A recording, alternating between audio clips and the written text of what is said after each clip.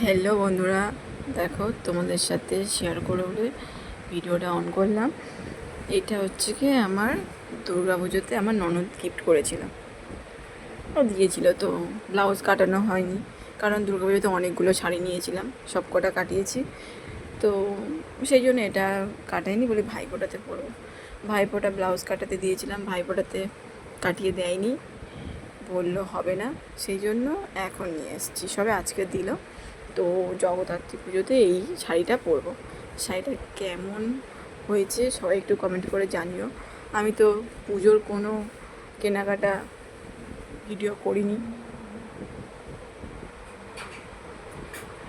এই দেখো শাড়িটা এরকম, এটা হচ্ছে আঁচল পোর্শন।